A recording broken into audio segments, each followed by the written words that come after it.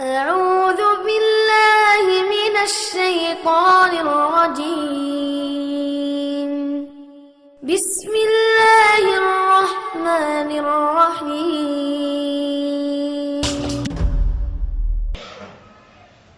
اس کے بعد الگ ترتیب تقریباً 18 انبیاء کرام کا نام بنام ذکر کیا گیا.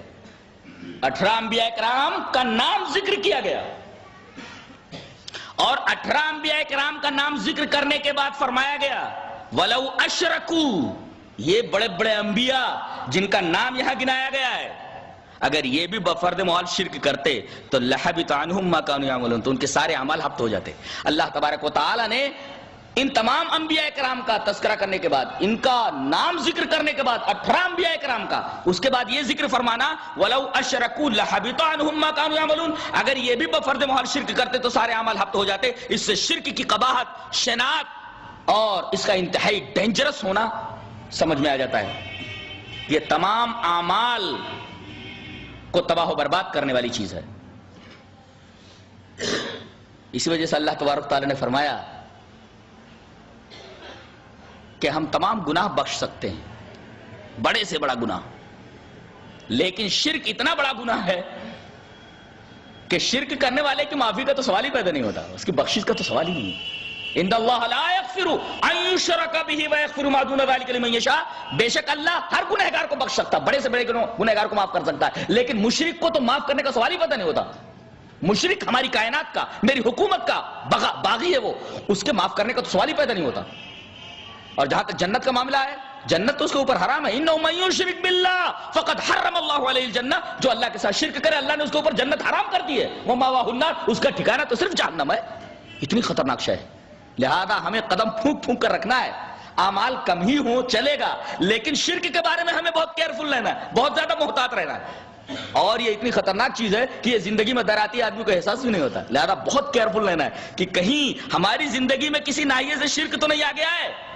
کوئی بھی گناہ ہو اللہ تبارک و تعالی نے معاف کرنے کا وعدہ فرمایا ہے, معاف کر دے گا وہ اگر چاہے گا تو, لیکن شرک کے بارے میں کوئی کمپرومائز نہیں. وَهَبْنَا لَهُ إِسْحَاقَ وَيَعْقُوبَ كُلًّا هَدَيْنَا وَنُوحًا هَدَيْنَا مِن قَبْلُ وَمِن ذُرِّيَّتِهِ دَاوُودَ وَسُلَيْمَانَ وَأَيُّوبَ وَيُوسُفَ وَمُوسَى وَهَارُونَ وَكَذَلِكَ نَجْزِي الْمُحْسِنِينَ. اور ہم نے ان کو اسحاق دیا اور یعقوب, ہر ایک کو ہم نے ہدایت کی. اور پہلے زمانے میں ہم نے نوح کو ہدایت کی اور ان کی اولاد میں سے داؤد کو اور سلیمان کو اور ایوب کو اور یوسف کو اور موسیٰ کو اور ہارون کو, اور اسی طرح ہم نیک کام کرنے والوں کو جزا دیا کرتے ہیں. وَزَكَرِيَّا وَيَحْيَا وَعِيسَى وَإِلْيَاسَ كُلٌّ مِّنَ الصَّالِحِينَ. اور نیز زکریا کو اور یحییٰ کو اور عیسیٰ کو اور الیاس کو, سب نیک لوگوں میں سے تھے.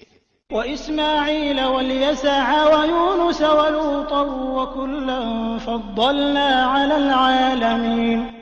اور نیز اسماعیل کو اور یسع کو اور یونس کو اور لوط کو اور ان میں سے ہر ایک کو تمام جہان والوں پر ہم نے فضیلت دی. وَمِنْ آبَائِهِمْ وَذُرِّيَّاتِهِمْ وَإِخْوَانِهِمْ وَاجْتَبَيْنَاهُمْ وَهَدَيْنَاهُمْ إِلَى صِرَاطٍ مُسْتَقِيمٍ.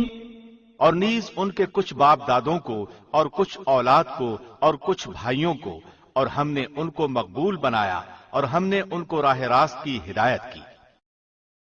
ذلك هدى الله يهدي به من يشاء من عباده ولو أشركوا لحبط عنهم ما كانوا يعملون. اللہ کی ہدایت وہ یہی ہے, اپنے بندوں میں سے جس کو چاہے اس کی ہدایت کرتا ہے. اور اگر فرضاً یہ حضرات بھی شرک کرتے تو جو کچھ یہ اعمال کرتے تھے ان کے سب اکارت ہو جاتے.